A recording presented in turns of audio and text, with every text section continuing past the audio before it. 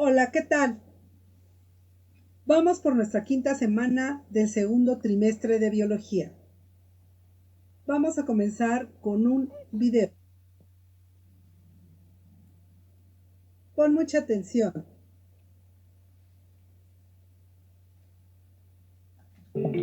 Mediante un largo y continuo proceso, los componentes de un ecosistema logran mantenerse en equilibrio dinámico. De esta manera, las diversas especies que habitan en un mismo territorio no solo comparten recursos como el agua, la luz y el suelo, sino que también dependen unas de otras para sobrevivir. ¿Qué hace posible este equilibrio? El equilibrio de un ecosistema se relaciona de manera directa con la disponibilidad de energía aportada por los organismos productores como las plantas y las algas, con las condiciones del medio ambiente y con las interacciones entre las especies.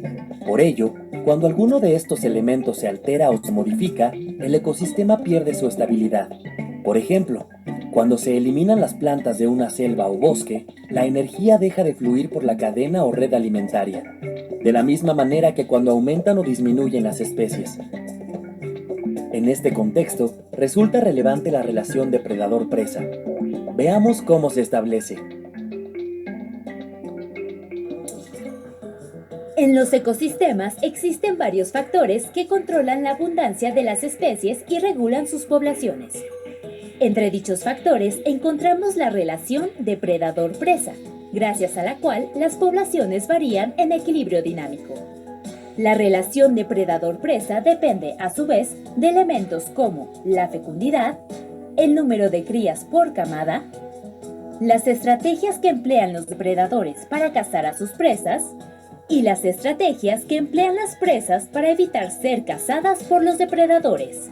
Por su parte, el equilibrio dinámico se altera según los cambios específicos del número de individuos de una población, como el aumento de las presas, que permite el crecimiento poblacional de los depredadores, el incremento de depredadores, que reduce la abundancia de las presas, y el éxito de las capturas, que afecta a la población de depredadores. Estas relaciones son naturales, normales y necesarias. Sin embargo, cuando las actividades humanas alteran o modifican estos elementos, todo se sale de control. Veamos un ejemplo donde la ausencia de depredadores provoca un efecto devastador en un cultivo agrícola. La disminución de algunos depredadores naturales de los chapulines, como las aves, las lagartijas y las iguanas, ha generado que los cultivos de muchos agricultores se vean afectados por plagas de chapulines que se alimentan vorazmente de su trigo, maíz o frijol, dejando a su paso grandes extensiones de tierra totalmente devastadas. En contramedida, y con el propósito de regenerar el ecosistema, los agricultores se han visto en la necesidad de controlar el crecimiento de la población de chapulines, y para ello han introducido gradualmente nuevos depredadores como ratones, ardillas, musarañas, coyotes, zorras o zorrillos. ¿Conoces algún caso similar al de la plaga de chapulines? La presencia de los depredadores en los ecosistemas es de suma importancia para favorecer la interconexión en las cadenas tróficas, así como para controlar la cantidad de presas. Por ello, su desaparición masiva por presiones del ser humano tiene un efecto devastador en los ecosistemas. La buena noticia, como vimos en el ejemplo, es que la dinámica de los ecosistemas se puede reactivar con la reintroducción gradual de estos organismos. ¿Qué piensas sobre la función de los depredadores en los ecosistemas?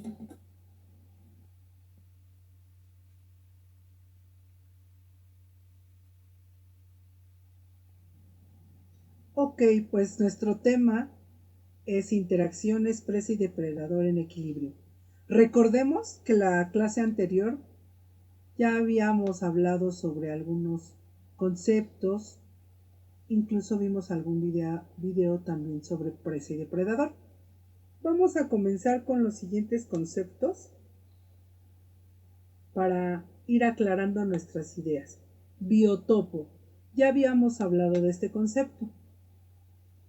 Es el territorio o espacio vital cuyas condiciones ambientales son las adecuadas para que en él se desarrolle una determinada comunidad de seres vivos. Biocenosis.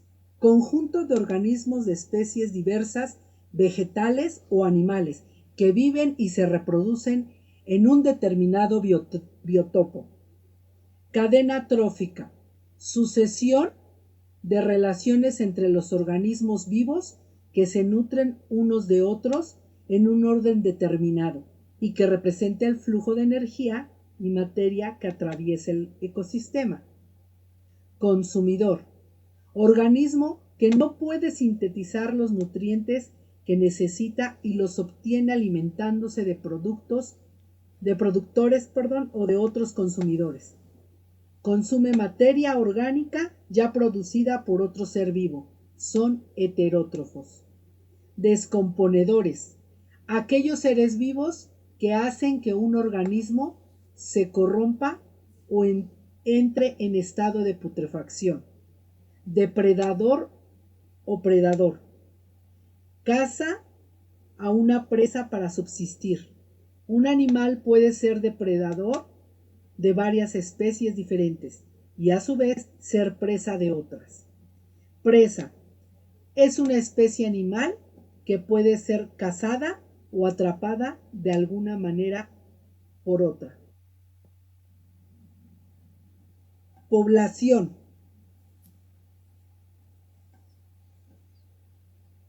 Conjunto de individuos de la misma especie que ocupan una área geográfica.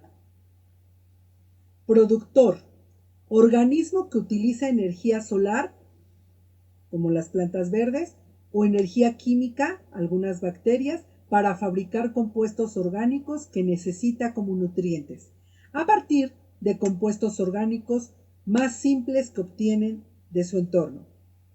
Ecosistema. Se denomina al engranaje complejo de relaciones que hay entre las distintas comunidades de organismos vivos y el medio ambiente físico en el que viven. En este concepto tiene cabida las relaciones de mutua dependencia entre las especies de seres vivos en cuestión, al igual que el flujo de energía y de materia que ocurre en el medio ambiente. Procesos que para su estudio son comprendidos como un todo estructurado y organizado. Bioma. Distintas áreas o regiones geográficas del planeta Tierra, clasificadas según su clima, topografía y también su presencia de... Te invito a observar el siguiente video, escúchalo con atención para ir entendiendo mejor nuestra clase.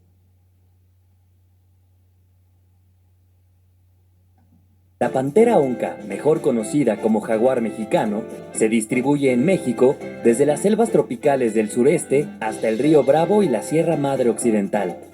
Su piel es regularmente amarilla y se caracteriza por tener manchas negras en todo el cuerpo. Si te fijas bien, algunas de sus manchas tienen forma de roseta, un diseño inconfundible. El jaguar es el tercer felino más grande del mundo, después del tigre y del león. Es un animal solitario y nocturno, pues raras veces sale durante el día. Además, la gestación de sus crías es de aproximadamente 100 días, y nacen una o dos en cada camada. Ahora te invito a conocer un poco de su alimentación. El jaguar tiene un valor relevante en el ecosistema al que pertenece, pues forma cadenas y redes alimentarias muy diversas, ya que caza una gran variedad de animales. De manera general, las redes alimentarias del jaguar inician con los productores o plantas, continúan con los consumidores herbívoros y concluyen con los consumidores carnívoros, entre los que se encuentra el propio jaguar. Cabe destacar que cuando hay muchos carnívoros, el jaguar puede estar en cuarto y hasta en quinto nivel. Imagínate que los expertos han registrado que el jaguar se alimenta de al menos 85 especies de presas diferentes. Entonces, si el jaguar se alimenta de tantas especies, ¿qué pasaría si desapareciera? Esto sería catastrófico, pues generaría la desestabilización de las redes alimentarias y del ecosistema donde habita. Sin jaguares, habría demasiados animales herbívoros comiendo grandes cantidades de plantas. Incluso podrían convertirse en plaga al alimentarse también de los cultivos. Por todo esto, se han implementado algunas acciones para evitar la extinción del jaguar. Vamos a conocer algunas de ellas. Con el fin de salvaguardar al jaguar y a su hábitat, se han implementado programas como el de la Reserva de la Biosfera Chamela-Cuixmala, a través del cual se busca promover la investigación sobre estos ecosistemas, contribuir al mantenimiento de las especies de flora y fauna nativas, endémicas o en vías de extinción, y monitorear el comportamiento de los jaguares a través de cámaras con sensores de movimiento, seguimiento de sus huellas y uso de GPS para identificar su ubicación. Gracias a este monitoreo, los científicos han descubierto que los jaguares requieren de grandes extensiones de terreno para vivir, cazar y reproducirse. Por ello, resulta de gran importancia mantener una adecuada y densa cobertura vegetal, procurar que haya suficientes presas y verificar que los seres humanos dejemos de realizar actividades que afectan su hábitat. Al conservar el hábitat de los jaguares en buen estado, no solo se beneficia al jaguar, sino también a la gran diversidad de seres vivos con los que coexiste. ¿Qué te parece esta iniciativa?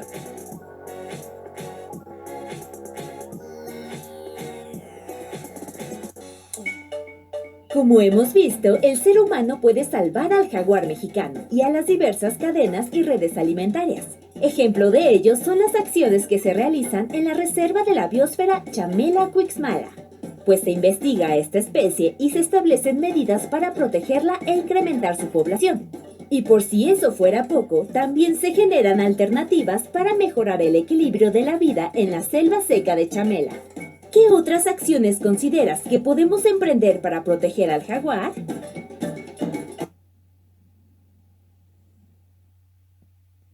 Muy bien, como te puedes dar cuenta, cada uno de los seres vivos, de las especies que existen, es importante en un ecosistema. Dentro de cada ecosistema tienen un lugar las cadenas tróficas o alimentarias, también entendidas como ciclos de transmisión de la materia, pues consisten en un círculo de alimentación que incluye, en primer lugar, los productores. Son aquellos que se nutren del medio ambiente físico, empleando la materia inorgánica y fuentes de energía como la luz solar. Es el caso de la fotosíntesis en vegetales, plantas, fitoplancton, etc. Consumidores. Se nutren de la materia orgánica de otros seres vivos. Se pueden agrupar en herbívoros o consumidores primarios, que se alimentan en las fibras y subproductos de las plantas, vegetales y otros seres autótrofos. Carnívoros o consumidores secundarios, que se alimentan del cuerpo de animales, sean herbívoros o a su vez carnívoros. De acuerdo a cómo lo hagan, podemos hablar de 3 diferentes clasificaciones. Depredadores. Cuando le dan cacería a otros animales para consumir su carne, acabando con su vida para prolongar la propia. Parásitos. Cuando se alimentan del cuerpo de otros animales sin matarlos, aunque causándoles daños en el proceso. Carroñeros.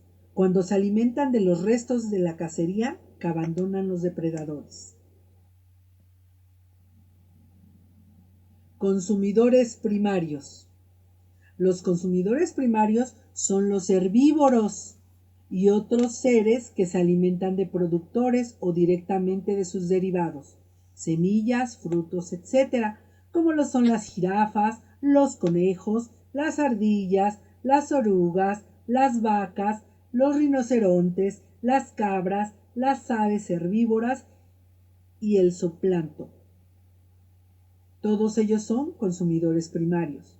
Consumidores secundarios, depredadores pequeños que se alimentan de los consumidores primarios, como son los zorros, las arañas, las mantis religiosas, las zarigüeyas, las focas, las serpientes cazadoras de poco tamaño. Consumidores terciarios, depredadores de mayor tamaño que se alimentan de los consumidores secundarios. las serpientes anaconda, los halcones, los búhos, las ballenas, las orcas y los perros salvajes, todos ellos son consumidores terciarios. Consumidores cuaternarios, grandes depredadores que se alimentan de los consumidores terciarios o secundarios y que no poseen depredadores naturales, como lo son los osos polares, los leones, las águilas, los tigres, los tiburones, los cocodrilos y el ser humano entra en el grupo de los cuaternarios. Y tenemos por otro lado los omnívoros, cuando se alimentan de cualquier tipo de materia orgánica, sin distinción, se alimentan de vegetales y animales. Que nosotros también entramos en ese grupo de omnívoros, porque comemos de los dos, ¿verdad? Tanto vegetales como animales. Tenemos también a los detritófagos o saprófagos o descomponedores. Son más conocidos como descomponedores. Ellos se alimentan de la materia orgánica en descomposición, o sea, de los cadáveres, las deyecciones, los restos de carne, las hojas caídas. Son el departamento de reciclaje de la naturaleza. Y estos son los hongos, las bacterias, que reciclan la materia orgánica residual.